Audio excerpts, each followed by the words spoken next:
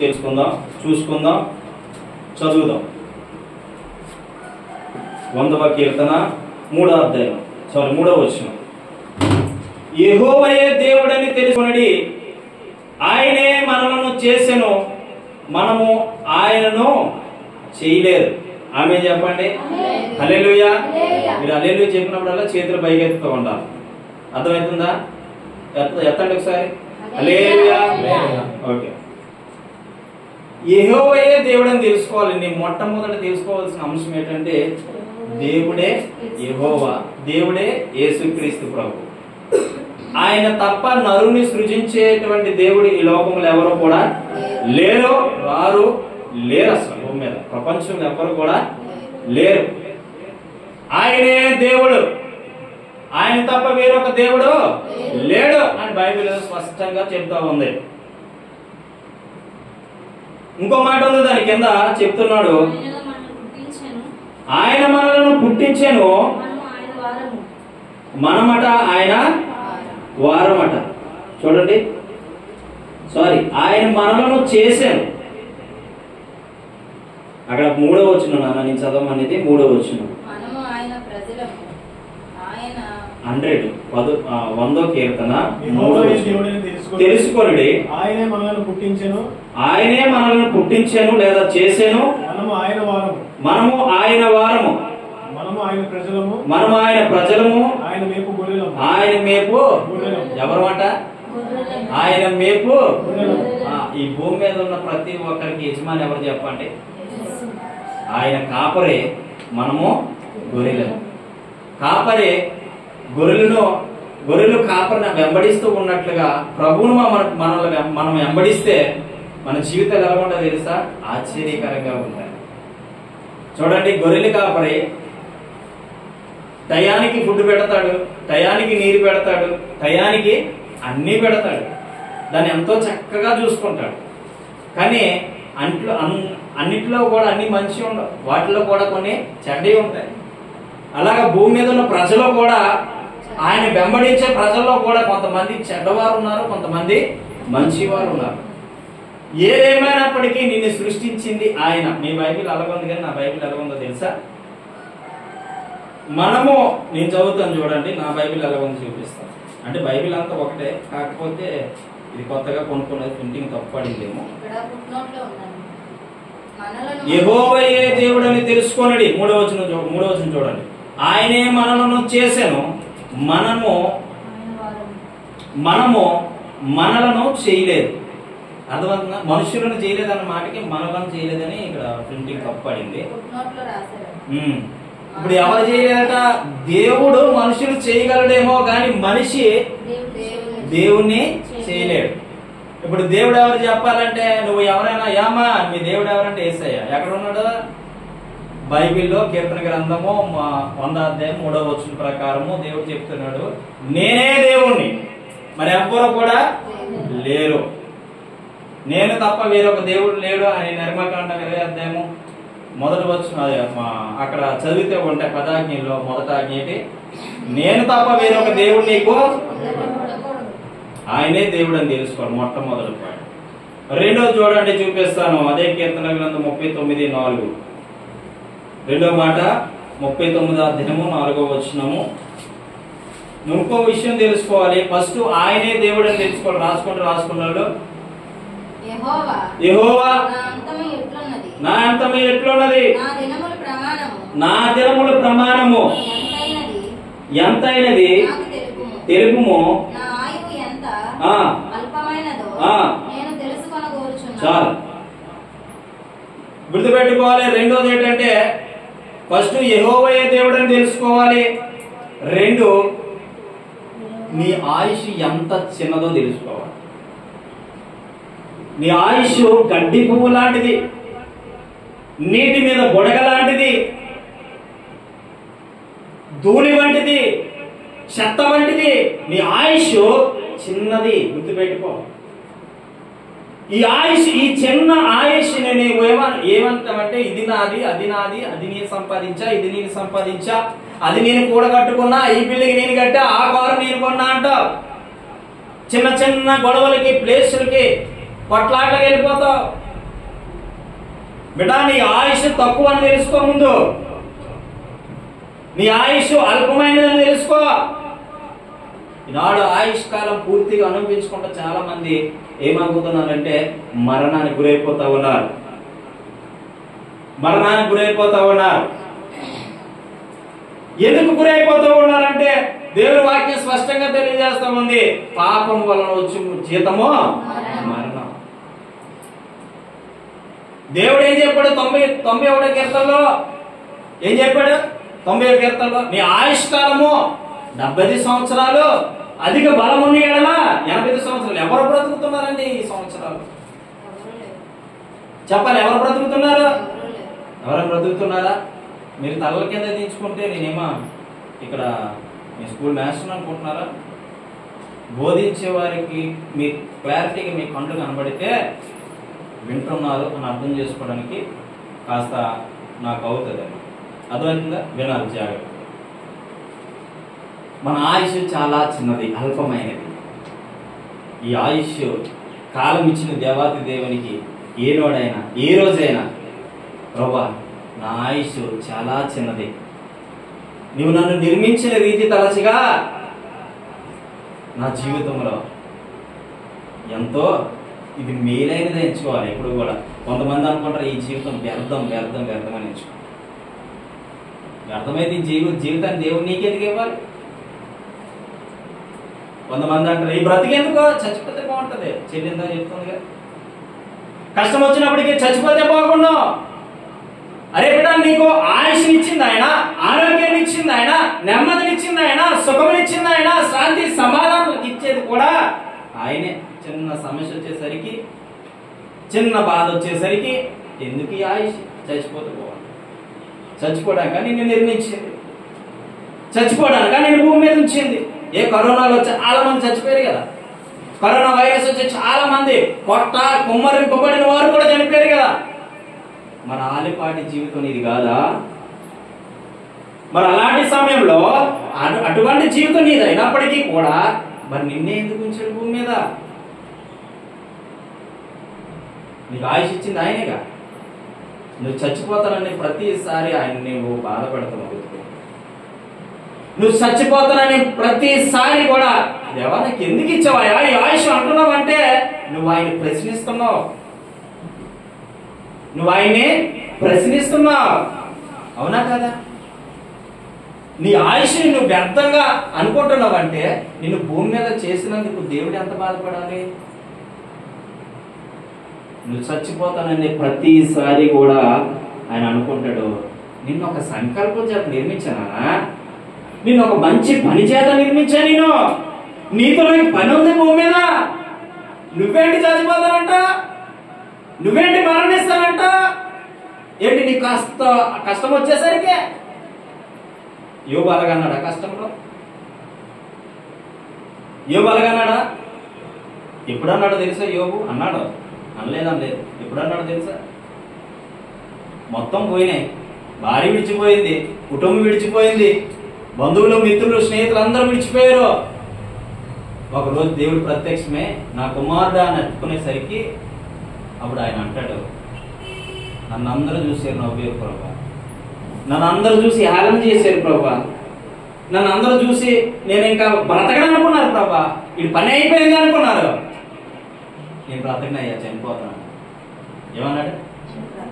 అప్పుడు ఏమన్నాడు తెలుసా? దేవుడు ఏమన్నాడు తెలుసా? నువ్వు బ్రతకాలి. ఆమేన్ చెప్పండి. నువ్వు బ్రతకాలి. ఎందుకో తెలుసా? ఎవరు ఎదుటైతే నువ్వు తలదించుకున్నావో తలెత్తుకునేవాడిగా నిన్ను చేయబోతున్నా.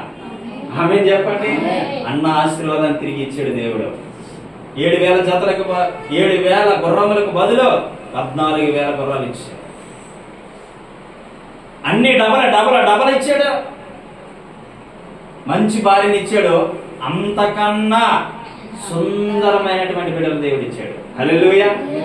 వ్యర్థమని అనుకుంటే ఈ రోజు లైఫ్ ఇలా తిరిగేసరికి అవి అర్థం అనుకుంటున్నాం. రేపు నీ స్టేజ్ ఇలాగైతే మా దేవుడు ఎంత గొప్ప కార్యం చేశాడు.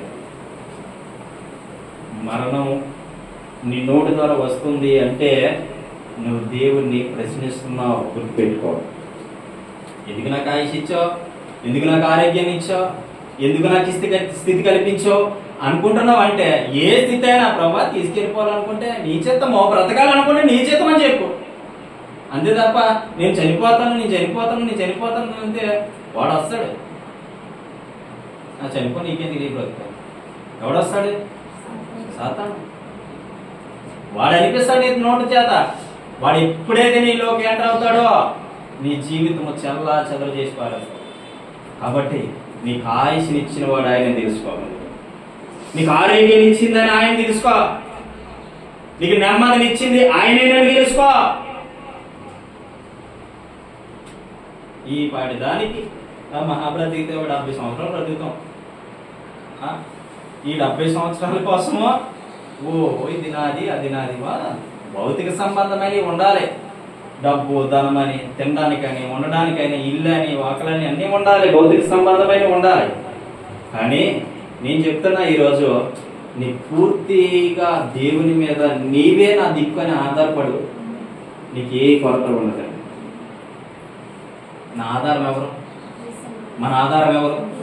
మరి అన్ని నోటి ద్వారా చెప్తున్నాం కానీ చేయడానికి చాలా కష్టమైద్దాం. నీకే కాదు, ప్రపంచంలో అందరికీ ఇది చాలా కష్టమైన పని. ఏంటి? ఆయన మీద ఆధారపడి. రాజులను, అధికారులను నమ్ముకోవడం కంటే యెహోవాను ఆశ్రయించడం మేలు. ఆయన మీద ఆధారపడు. నీకు శ్రమ వచ్చినప్పుడు ఆయన మీద ఆధారపడు. నీకు కష్టం వచ్చినప్పుడు ఆయన మీద ఆధారపడు. నీకు ఇబ్బంది వచ్చినప్పుడు ఆయన మీద ఆధారపడు. అంతేగాని ఎందుకయ్యా నాకు ఈ ఆయుష్నిచ్చో అని అనవద్దు.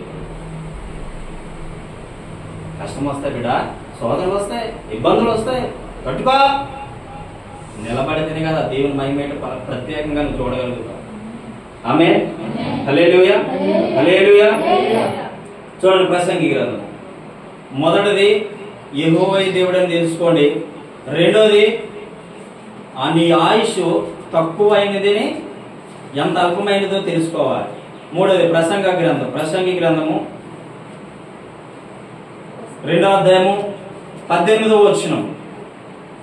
ప్రసంగి 2వ అధ్యాయము 18వ వచనం చదవాలి. సూర్యుని క్రింద నేను ప్రయాసపడి చేసిన పనులన్నిటినీ నా తరువాత వచ్చువానికి నేను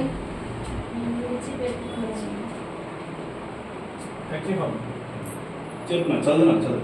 సూర్యుని క్రింద నేను ప్రయాసపడి చేసిన పనులన్నిటినీ నా తరువాత వచ్చిన వానికి నేను విడిచిపెట్టవలనని తెలుసుకొని నేను వాటి యందు అసహ్యపడితిని. చాలు. చూడండి అప్రసంగి గ్రంథం 2వ అధ్యాయం మరొకసారి నేను చదువుతాను. 2వ అధ్యాయము 18వ వచనము.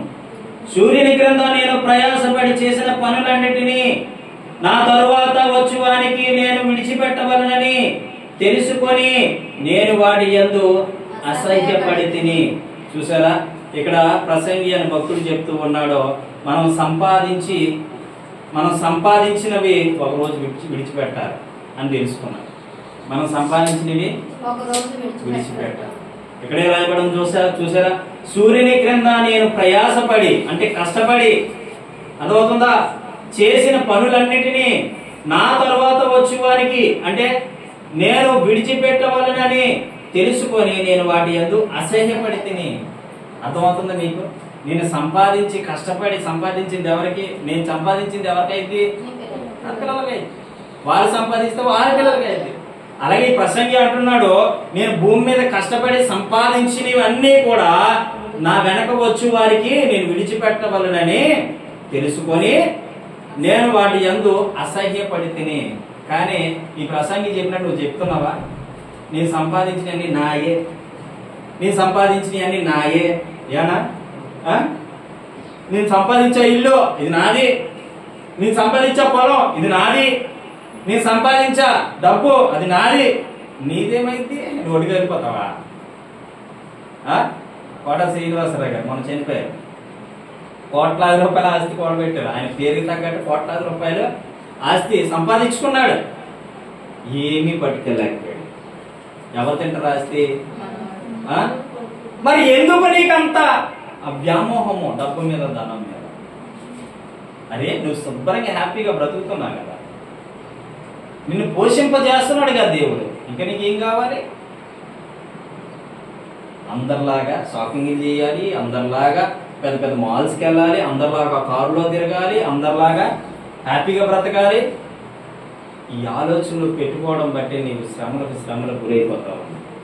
ఆశ ఉండొచ్చండి, అత్యాశ పనికిరాదు మానవుడికి, గుర్తుపెట్టుకో.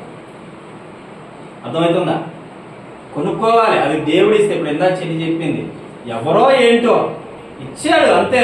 దేవుడు అలా తృప్తిపరుస్తాడు. దేవుడు ఇవ్వాలనుకుంటే, నీకు ఏదైనా ఇవ్వాలనుకుంటే ఏదో ఒక విధంగా ఏదో ఒక రూపంలో దేవుడికి తెచ్చేస్తాడు అంటారు చాలా మంది. దేవుడు ఇస్తాడు, ఏంటి ఇస్తాడు ఎలా తెలుసా? ఎవరో ఒకరు. ఆమె చెప్పండి, ఇవ్వగలడు. పరలోక ధన నిధి తెరిచి ఇవ్వగలడు. ఏమనుకుంటున్నా ఏసయ్య అంటే? గాల్లో దీపం పెట్టి దేవుడా దేవుడా దేవుడా అని ముగ్గురు వస్తుందా అంటారు చాలా మంది. నీ భారము యెహోవా మీద మోపుమో సోదరి, ఆయన మనలను ఆదుకొనెను అని పాట ఉంటుంది, ఒక మంచి పాట, చాలా పాత పాట. నా బిడ్డలు కానీ మన భారం తీసుకెళ్ళి ఆయన మీద మోపితే బా ఎలాగుంటో తెలుసా? చాలా అద్భుతంగా ఇస్తాడండి. ఇవ్వాలనుకున్న ఆయనే, తీసుకోవాలనుకున్న ఆయనే, గుర్తుపెట్టుకో. ఆయన ఏదైనా ఇవ్వగలడు, ఏదైనా తీసుకోగలడు. ఆయనకి సర్వాధికారం భూమి మీద ఇవ్వబడింది అని ప్రభు యొక్క వాక్యం చెప్తా ఉంది. ఆయనకి సర్వాధికారం భూమి మీద ఇవ్వబడింది. దాన్ని మొన్న ఒక సిస్టర్ ఫోన్ చేసింది, ఇక్కడ నుంచి వెళ్ళిపోతూ ఉన్నాను బ్రదర్, చాలా దుఃఖం అనిపించింది నాకు, చాలా ఏడ్చేశాను. అయ్యో పాపం అనుకున్నాను. ఏమైందో తెలుసా? 150 కోట్ల టర్న్ ఓవర్ అయ్యేదట తన బిజినెస్. 150 కోట్లు టర్న్ ఓవర్ అయ్యేదట తన బిజినెస్. 400-500 మంది అక్కడ కార్మికులు పెట్టుకుంటూ కార్మికులు పెట్టుకుంటూ కంపెనీలు నడిపేసేదట. తన భర్త తాను 10 కార్లు ఇంటి ముందు ఉండేయంట. ఎంతో సంపాదించా, నాకు ఇదే లైఫ్ అనుకున్నా, ఇదే సుఖం అనుకున్నా. నా హ్యాపీగా సాగిపోతున్న బ్రతుకులో సడన్ గా 2 కంపెనీలు తగలబడిపోయాయి బ్రదర్. 2 కంపెనీలు తగలబడిపోయాయి బ్రదర్ అన్నది. అమ్మా అవునా అన్న. అదే కాదు, మళ్ళీ ఏం చెప్పిందో తెలుసా? ఈ 2 కంపెనీలు తగలబడిపోయినాయి. అయితే ఈ 2 కంపెనీలు తగలబడిపోయిన తర్వాత జనం మా మీదకి వచ్చేసారు. జనం మా మీదకి వచ్చేసి మమ్మల్ని ఇబ్బంది పెడుతున్నారు బ్రదర్. కోట్లాది కొలిది ఆస్తి నష్టమైపోయింది. నా దిక్కు ఎవరని నాకు తోచట్లేదు. నా పరిస్థితి ఏమైందో తెలియట్లేదు. కార్లు అమ్మేసా, మేము కట్టుకున్న బంగ్లా అమ్మేసా, నీ కలిగి ఉన్న సమస్తాన్ని అమ్మేసా. ఈరోజు నా బ్రతికి అనుకుందో తెలుసా? తినడానికి ఉండడానికి సరైన వసతి లేదు కదా. 150 కోట్ల టర్న్ ఓవర్ చేసే నా బ్రతుకు ఈ రోజు నా పరిస్థితి ఏంటో తెలుసా? 6 నెలలు అవుతుందంట ఇంట్లో లైట్ ఎలగదంట.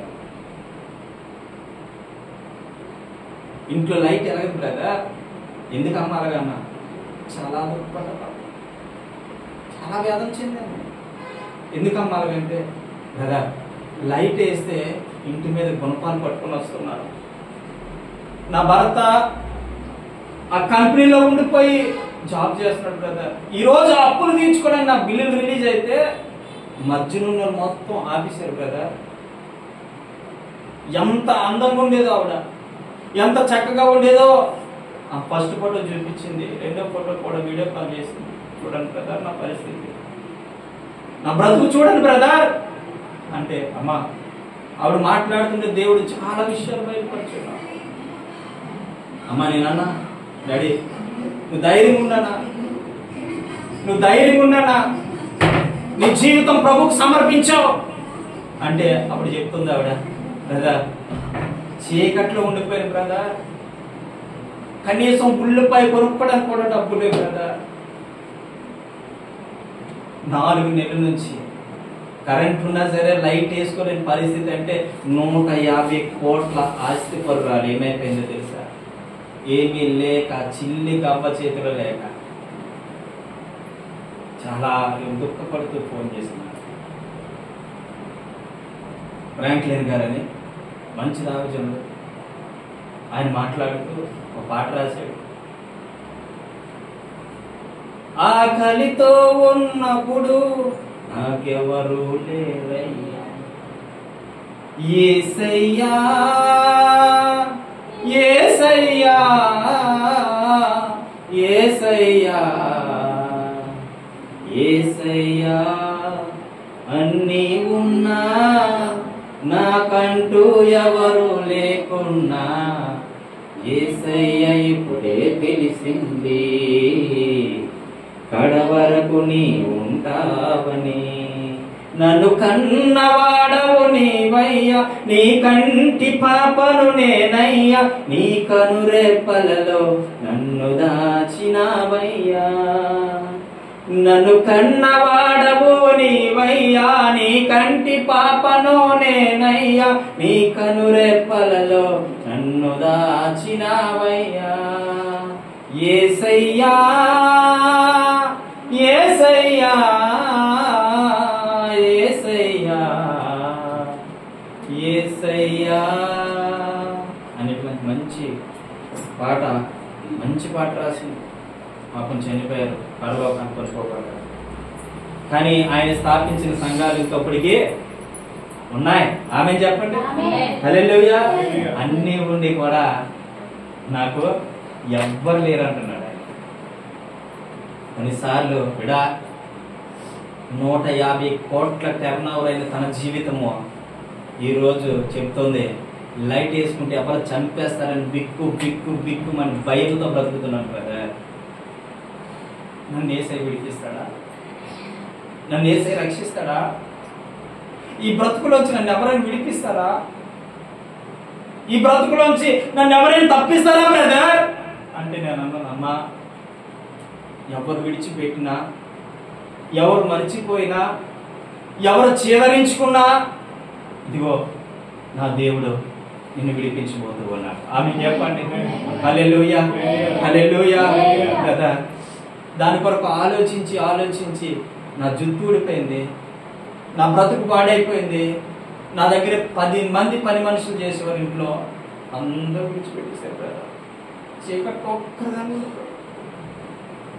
ఎవరైనా చంపేస్తారేమో అని భయంతో బ్రతుకుతున్నా. తాళాలు వేసుకొని బయట లోపల బ్రతుకుతున్నారంటే ఎంత పరిస్థితి వచ్చిందో వారు. హల్లెలూయా చెప్పండి. హల్లెలూయా హల్లెలూయా హల్లెలూయా. మనం ఏది సంపాదించినను ఒకరోజు విడిచిపెట్టాలి. అది నీవైనా నేనైనా ఏది సంపాదించినను ఒక రోజు విడిచిపెట్టాలి. దాని మీద నీకు వ్యామోహం వద్దని ప్రభు చెప్తా ఉన్నాడు. దాని మీద నీకు వ్యామోహం వద్దు. దేవుడు హెచ్చరించి ప్రభు నీతో మాట్లాడినప్పుడు దాని మీద వ్యామోహం వద్దు. నీకు ఏది ఎప్పుడు కావాలో అప్పుడు ఇచ్చే దేవుడు నా దేవుడు. తెలుసా నీకు? నీకు ఏది ఎప్పుడు కావాలో ఆయన ఇచ్చే దేవుడు. ఇది చెప్పడానికి బాగుంటది కానీ వినడానికి చాలా ఆశ్చర్యంగా ఉండొచ్చేమో, కానీ చేయడానికి చాలా కష్టంగా ఉంటుంది. కానీ చాలా కష్టమైన జీవితాలు ఏం చేయాలో తెలిసిన సింపుల్గా చెప్తాను వినండి.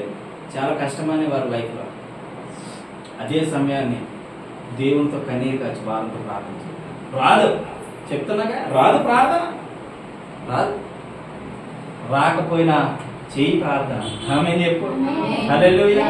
ఇంకొక ఆవిడ ఏలూరు నుంచి ఫోన్ చేసి ఆవిడ అంటది, ₹1,00,000 వేరే వాళ్ళకి ఇచ్చేసాను.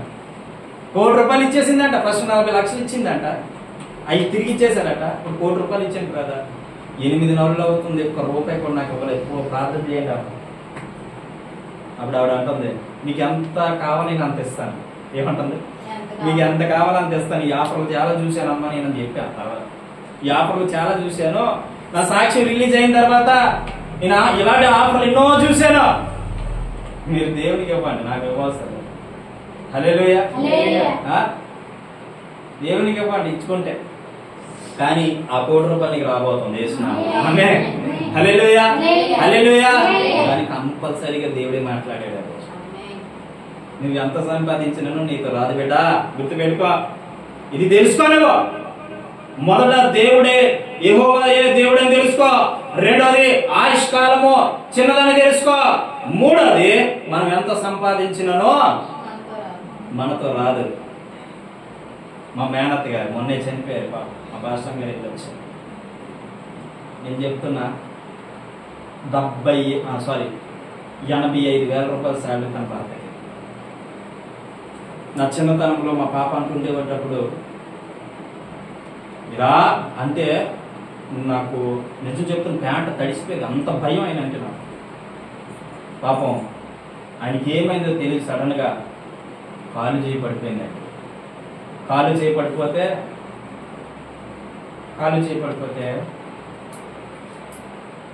తన ఇంటి దగ్గర తన ఒకే ఒక కూతురు, ఇద్దరు మనవరాలు, ఒకే ఒక కూతురు అండి. ఆ కూతురు అది ఇంటికాడ ఉంటే మీరు నమ్ముతారు నమ్మరు, 85,000 రూపాయలు సాలరీ తెచ్చి మనిషిని ఇలా పొడి చేసేవారు. బయట ఉండండి. నేను నిజంగా రియల్గా చెప్తున్నా ఈరోజు మా మేనత్. కానీ ఆవిడ తన భర్తని ఎంత బాగా చూసుకోవట్టే నా కళ్ళారా చూసాను. చాలా బాగా చూసుకుని తర్వాత ఒక రోజు కాలం గడిచాడు. తర్వాత మొన్న 3 లక్షలు ఇస్తే డాక్టర్లు బాగు చేస్తానని చెప్పారు. పాపం 3 లక్షలు ఇస్తే డాక్టర్లు బాగు చేస్తానన్నారు. కానీ ఆవిడ తెచ్చిన సాలరీ తన పిల్లలకి ఎంత కూడబెట్టిందో, ఒక్కొక్కరికి 2-3 లక్షలు ఇచ్చి వారికి సంపాదించి కూడబెట్టింది. కానీ ఆపరేషన్ 3 లక్షలు అడిగి ఇవ్వలేదంట, రీసెంట్గా తెలిసింది. కానీ పాపం చనిపోయింది. నన్ను ఎంత బాగా చూసేది తెలుసా, మేనత్త కానీ సొంత తల్లిలా చూసేది. నా భార్యను కూడా చాలా బాగా చూసేది. ఇప్పుడు వెళ్ళా ఒక పెద్ద దిక్కులా మమ్మల్ని చూసేది. ఎంత సంపాదించిందంటే చాలా సంపాదించింది. కానీ రూపాయి పట్టుకెళ్ళలేకపోయింది. ఎంత సంపాదిస్తే ఎందుకు? రియల్గా ఈ లైఫ్ ద్వారా చెప్తున్నప్పుడు ఏంటంటే దేవుని బిడ్డలారా, దేవుని సంగమా, దేవుని సేవకులారా, వింటూ ఉన్నటువంటి వారు ప్రతి ఒక్కరు మీ కాల ధనం కానీ ఎక్కువ ఉంటే, వేద సేవకులు చాలా మంది ఉన్నారు, హెల్ప్ చేయండి. వేద సంఘాలు చాలా ఉన్నాయి, హెల్ప్ చేయండి. ఏది పట్టుకొని పోమ ఈ భూమి మీద నుంచి. మొన్న ఒక అబ్బాయి అంటున్నాడు, నేను అక్కడ ఆటో చేస్తుంటే అబ్బాయి అంటున్నాడు, అరా నేను ఎంతో మంది అనాథ పిల్లలకి నేను ఒక దారి చూపిస్తానన్నా, నాకు చేత లేనంత ఖర్చుని పెట్టుకుంటానన్నా. నేను అన్నాను, తమ్ముడు అంటే అన్న చెప్పండి ఎంత ఒదిగి మాట్లాడాడంటే ఒకడు అన్యులే. కానీ అబ్బాయి అన్నాడు, సేవకులు హెల్ప్ చేయరా, నువ్వు దీవించబడతావు. ఆమె ఏం చెప్తాను, హల్లెలూయా. గుర్తుపెట్టుకోండి, ఇక్కడ సంపాదించింది నీతో రాదు, ఎవరు తింటారో కూడా తెలీదు. 4 చూడండి, ప్రసంగి గ్రంథం 3వ అధ్యాయం 12వ వచనం అనుకుంటా. కావున సంతోషంగా నుండుట కంటేను, తమ బ్రతుకును సుఖంగా వెళ్ళబుచ్చుట కంటేను శ్రేష్టమైనదేదియు నరులకు లేదని నేను తెలుసుకుంటున్నాను. చాలా ఇక్కడ చూడండి, 4వ మాట, సంతోషముగా ఉండుటే శ్రేష్టమని తెలుసుకోవాలి. ఏమని తెలుసుకోవాలి? జీవితాన్ని సంతోషభరితంగా అనుభవించే విధానం నీకు ఉండాలి. జీవితంలో సంతోషంగా గడిపే జీవితం నీకు ఉండాలి. సంతోషం ఎక్కడ ఉందని సమాధానం నాకు ఎచట దొరికేనని. సంతోషం ఎక్కడ ఉందని సమాధానం ఎచట నాకు దొరికేనని. బంధువులను అడిగాను, స్నేహితులను అడిగాను, బంధువులను అడిగాను, స్నేహితులను అడిగాను, చివరికదే నీలోనే కనుగొన్నాను అంటున్నాడు భక్తుడు. ఎక్కడుంది సంతోషం? చెప్పండి గట్టిగా చెప్పాలి. ఎవరిలో ఉంది? అది యేసయ్యను కలిగి ఉంటే నిత్యం సంతోషము. ఆమె చెప్పు, యేసయ్యను కలిగి ఉంటే నిత్యం ఆనందము. ఒక పూట లేదా ఒక గంట లేదా ఒక 2 గంటలు ప్రభుతో గడిపో, దానికి మించిన సంతోషం భూమి మీద ఏమీ లేదు. ఆమె చెప్పు, హల్లెలూయా హల్లెలూయా. దేవునితో గడిపేటువంటి సంతోషం వేరు, మానికెళ్తే సంతోషం వేరు. సినిమా థియేటర్కి వెళ్తే సంతోషం వేరు, భర్తతో పిల్లలతో పార్కుకి వెళ్తే సంతోషం వేరు. కొంతమంది సంతోషం ఎంతలో ఉంటుంది తెలుసా? బారులలో ఉంటుంది సంతోషం. ఇదే లైఫ్, మంచి లైఫ్ అనిపిస్తున్నా, నాకు తిరిగి లేదు అని సంతోషాన్ని అనిపిస్తున్నా కదా. డబ్బుతో ఏం చేసుకుంటున్నారో జబ్బుని ఆయన అనుకుంటాడు సంతోషం ఎంతలో ఉంది, నాకు తిరిగి లేదా అనుకున్నాడు. ఎంతో మంది భూమిలో కలిసిపోయారు.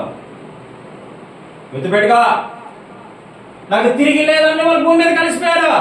కానీ నేనంట ప్రభులో ఉన్న సంతోషం మరి ఎక్కడ లేదు. ఆమె చెప్పండి హల్లెలూయా. ఒక్క గంట ప్రభు పాదాల దగ్గర గడుపు. హోలీ స్పిరిట్ నీలోకి వస్తూ ఉంటే, ఓ దేవుని అభిషేకాన్ని మీదకి వస్తుంటే, దేవుని శక్తిని మీదకి వస్తుంటే, దేవుని మహిమని మీదకి వస్తూ ఉంటే ఆ సంతోషం ఉండదు చూడు, అది పరలోక ఆనందం అండి.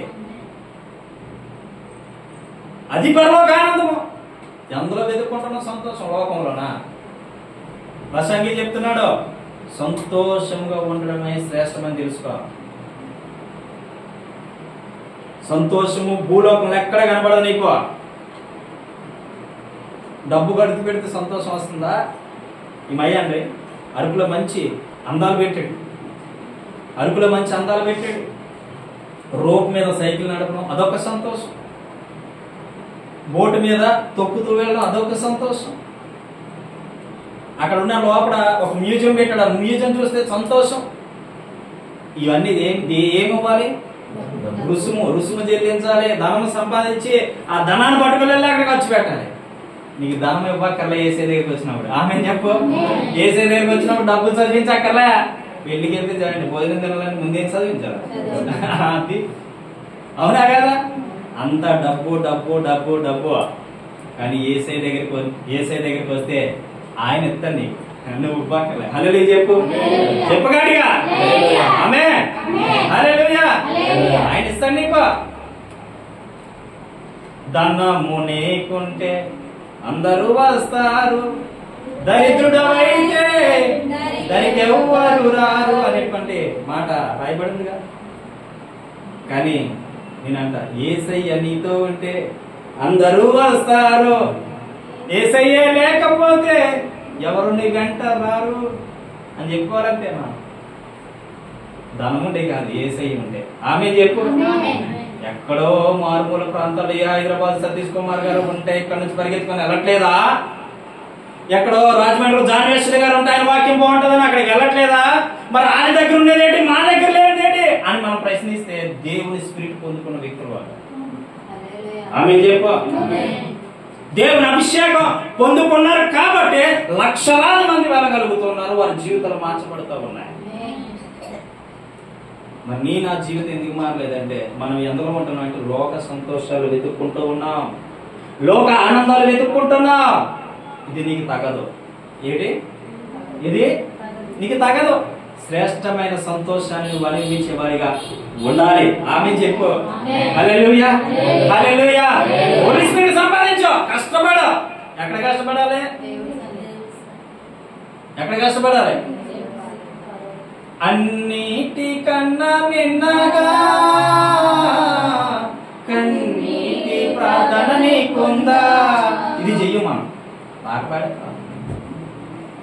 పాట మాత్రం ఓ చక్కగా పాడతాం, కానీ కానీ ఏంటుండదా? వినాలే. ఏంటుండదా? కన్నీటి ప్రార్థన ఉండదు, కన్నీటి ప్రార్థన ఉండదు. మరి ఏమి లేకుండా దేవుడు కావాలంటే అలా వస్తాడు నీకు. ఈ స్పిరిట్ని సంపాదించుకోవడానికి, ఈ దేవుని అభిషేకాన్ని సంపాదించుకోవడం అంటే అసాధ్యము. కానీ సాధ్యమవుతుంది ఎలాగో తెలుసా? నీ బ్రతుకంతా ఆయన పాదాల చెంత గడుపు. నా బ్రతుకులో ప్రభా నీవు తప్ప వేరే ఆధారణ లేదు. ఇదిగో నా జీవితం అంతా మీ పాదాలు సమర్పిస్తున్నానని చెప్పు. దేవుని అభిషేకంతో వాడబడతావు, దేవుని శక్తి కలిగి నడుచుకుంటావు, దేవుని అభిషేకం కలిగి వాడబడతానేమో. ఎందుకో తెలుసా? దేవుని స్పిరిట్ అంటే అది ఎవ్వరికో తప్ప అందరికీ. కానీ రావాలంటే చాలా చెయ్యాలి. ఏం చేయాలి? చాలా చేయాలి. అప్పుడు సంతోషం ఏంటో నువ్వు మనసారా అనుభవించగలుగుతావు. ఆమేన్ చెప్పండి, ఆమేన్ చెప్పండి. హల్లెలూయా. దేవుని స్పిరిట్ ఉన్న వాళ్ళకే సంతోషం ఈరోజు నేను చెప్తాను. దేవుని అభిషేకం ఉన్న వాళ్ళదే ఈరోజు సంతోషము. దేవుని ఆత్మ, దేవుడు చెప్పాడు, నా ఆత్మ లేనివాడు నా వాడు కాడు. హోలీ స్పిరిట్ లేకపోతే నా వాడు కాడు.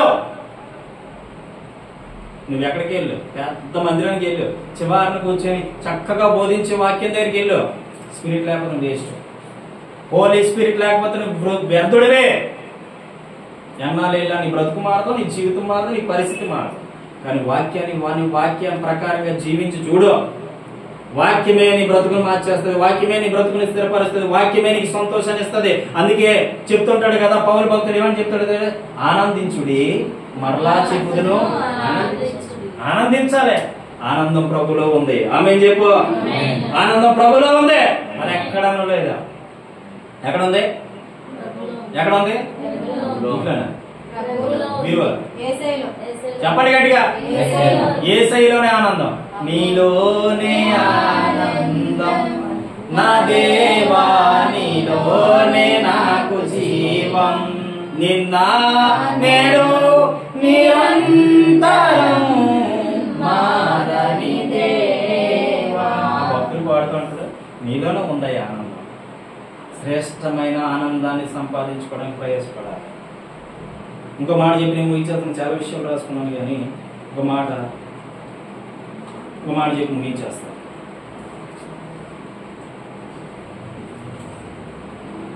లాస్ట్ మాట 2 తిమోతికి రాసిన పత్రిక 3వ అధ్యాయం 1వ వచనం. 2 తిమోతికి రాసిన పత్రిక 3వ అధ్యాయం 1వ వచనం. ఈ మాట చెప్పి ముగిస్తాను, టైం ఎక్కువైంది. 2 తిమోతికి రాసిన పత్రిక 3వ అధ్యాయం 1వ వచనం. అంతే దినములలో అపాయకరమైన కాలంలో వచ్చినని తెలుసుకొనుము. చాలు. ఏ కాలంలో వస్తాయటండి? ఏ కాలం వస్తాయటండి? మీరు తలలు దించొద్దని చెప్పాను. పైకి ఎత్తండి. ఎన్నిసార్లు చెప్పండి మీకు? పైకి ఎత్తండి తలలు. అంత్య దినములలో అపాయకరమైన కాలంలో వచ్చునని తెలుసుకోనండి. ఏ కాలము? అపాయకరమైన దినాలు, అంత్య దినాలు. దినములు చెడ్డవి కనుక సమయమును పోయినాక సద్వినియోగం చేసుకోవచ్చు. అజ్ఞాని వలే కాక జ్ఞానుల వలె నడుచుకున్నాడని చెప్పేసి పత్రికలో రాయబడి ఉంటుంది. 15వ వచనం 5:15. ఇది అంత్య కాలము. ఏ కాలము? గుర్తుపెట్టుకోబెట్ట. త్వరగా దేవుడు రాబోతా ఉన్నాడు. ఏ కాలం అని నువ్వు నిర్ణయిస్తావో ఆ కాలాన్ని బట్టి ఇది సంతోషభరితమైన కాలమా, దుఃఖ కాలమా, లేకపోతే ఏ కాలం అంటే ఇది అంత్య కాలము. రాజ్యముల మీద రాజ్యములు, దేశాల మీద దేశాలు, మనుషుల మీద మనుషులు ఎలా మారిపోతారో తెలుసా? ఒక దేశం మీద ఒక దేశం యుద్ధం చేస్తారు. అవుతుందా లేదా? ఒక మనిషిని కలిగి ఉంటే ఒక మనిషి అసూయపడతాడు. అవుతుందా లేదా? ఒక మనిషి మంచిగా తయారైతే ఇంకో మనిషి ఏడుస్తాడు. అవుతుందా లేదా? ఇవన్నీ అంత తినాలమ్మా. ఏ తినాలనుకుంటున్నా లేవో అపాయకరమైన తినాలు. ఏ విధంగా ఎప్పుడు ఏ అపాయం వస్తుందో తెలియదు. ఏ దినాన్ని ఎప్పుడు ఏం సంభవిస్తుందో తెలీదు. ఏది ఎక్కడ కూలిపోతుందో తెలియదు, ఏది ఎక్కడ రాలిపోతుందో తెలియదు. మన ఒక విమానం కూలిపోయింది, ఎంతమంది చచ్చిపోయారు? 250 మంది పైగా చచ్చిపోయారు. అపాయకరమైన కాలాలు. అదే కాదు, వాక్యంలో చాలా మంది రాయబడి ఉన్నది తెలుసా? అపాయకరమైన దినాల్లో, అంచుకాల దినాల్లో ఏం జరుగుతుందో తెలుసా? చూపిస్తాం చూడండి వాక్యం. అపోస్తలుల కార్యములు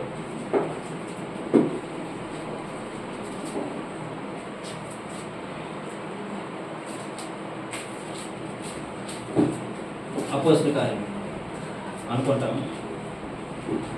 నాకు కూడా సరిగ్గా జ్ఞాపకం లేదు, చేస్తాను.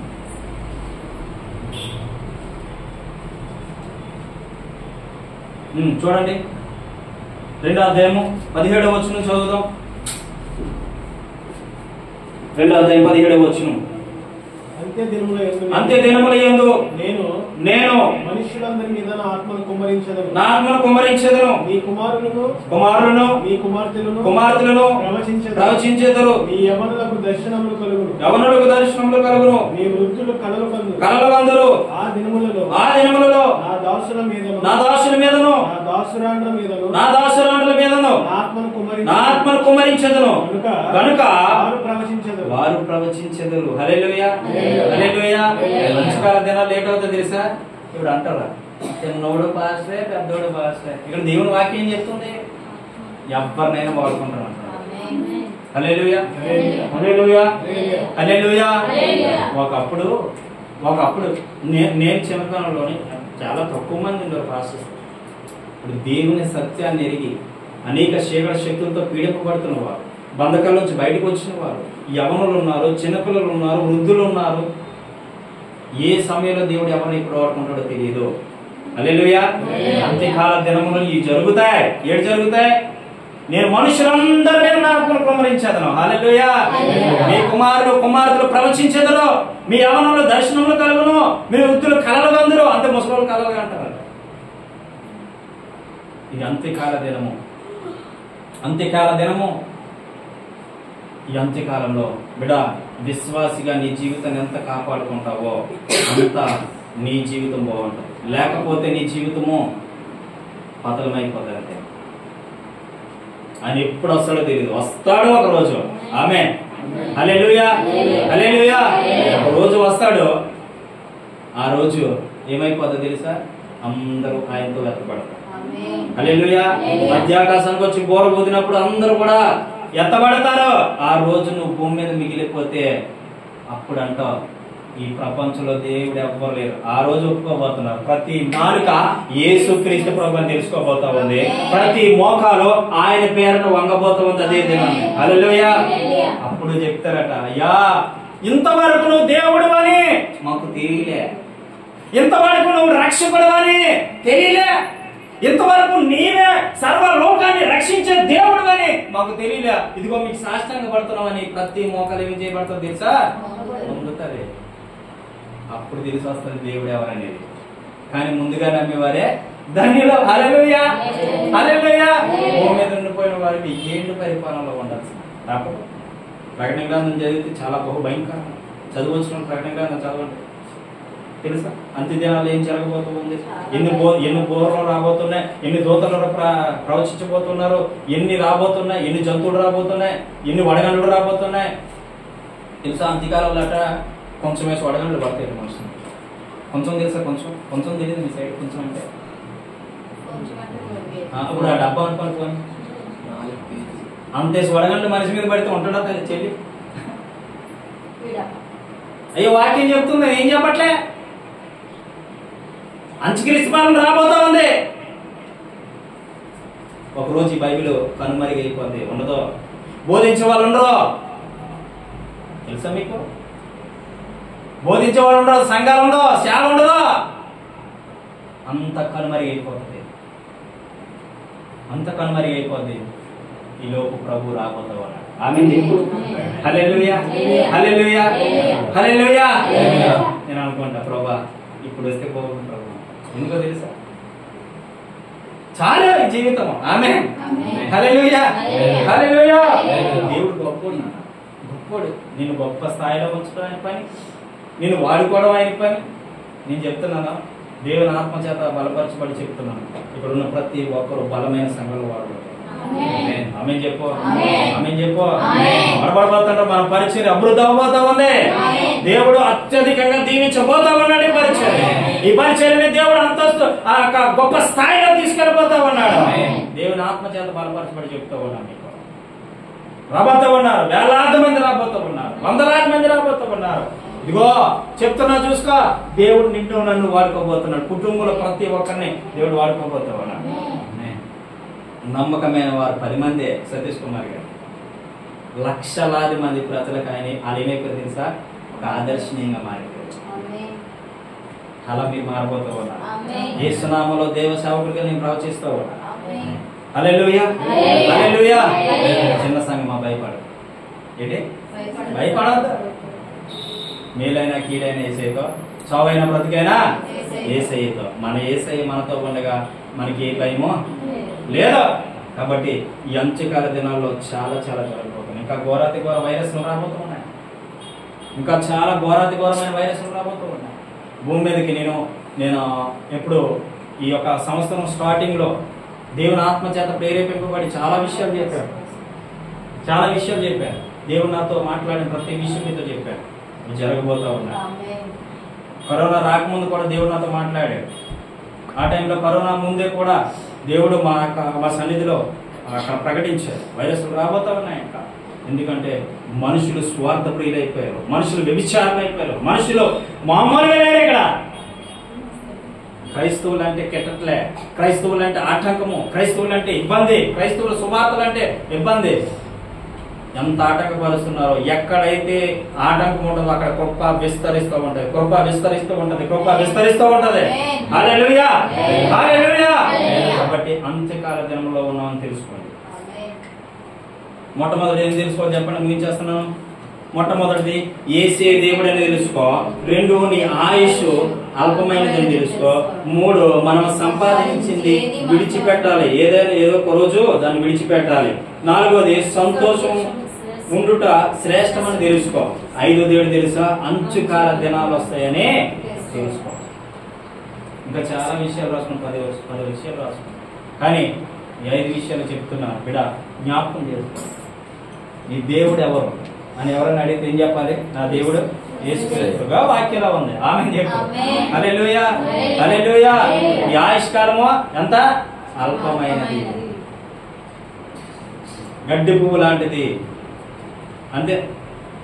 మనం సంపాదించింది ఏది మనకు రాదు. ఈ విషయాలు మనం తెలుసుకుంటే ఖచ్చితంగా నువ్వు నిజమైనటువంటి విశ్వాసురాలు. హల్లెలూయా, హల్లెలూయా, హల్లెలూయా. దేవుడి మాటలు దీవించును గాక, దేవుడి మాటలు ఆశీర్వదించును గాక. అందరూ ప్రార్థన చేసుకుందాం. అందరూ మోకరించినట్లయితే